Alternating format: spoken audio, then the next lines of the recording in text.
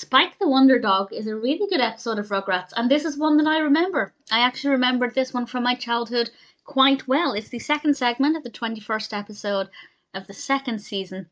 And after watching a TV show where there is a talking poodle, Tommy, Chuckie, Phil, and Lil begin to wonder if Spike can talk. So they decide to go over to Spike and try and get him to talk. They do that with questions, but they also put their hands on his mouth and open his mouth, and I really hope that no young child watching this does the same to their dog, because you should never ever put your hand in or near a dog's mouth, because you never know when they can turn. They might get a fright, they might snap.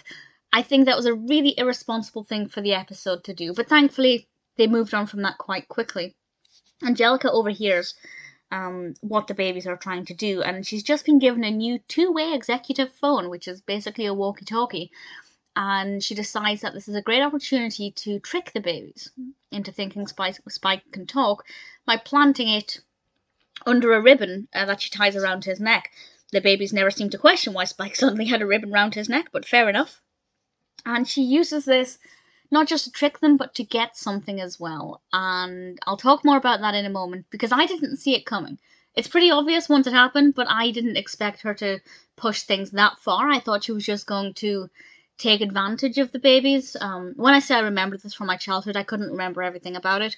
But generally, the overarching episode I recalled, but not the specifics. And it actually brought back another memory, which I will discuss in a moment with a spoiler warning. But I think it's a nice message that regular dogs don't need to talk, but they're still pretty amazing. And also, you shouldn't trick people, because it'll come back to bite you. It's a great celebration of Spike, who is a wonderful character, a very loyal dog. And just because he can't actually talk, it doesn't mean he's not amazing. What's also interesting is that Spike urinates. And I think this is the first direct reference to a character peeing, and I don't know if that happens again, and I'm assuming it doesn't ever happen with human characters, but I just thought that was an interesting decision for the show to make, rather than to allude to it, where we have, for example, potty training.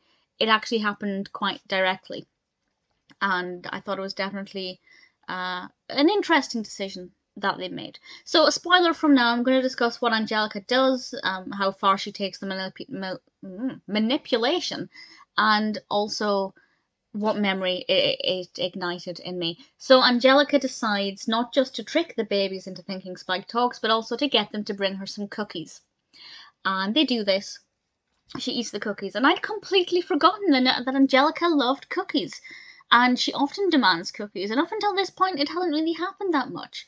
But I think it might happen more going forward, because I remember it happening quite a lot. So it was quite nice for it to remind me of that fact. Yeah, I liked it. I thought Spike the Wonder Dog was a good episode. Doesn't surprise me that I remember it from my childhood. I may not have remembered it all completely, but I definitely recalled quite a lot of it. And watching it now, it was just such wonderful nostalgia.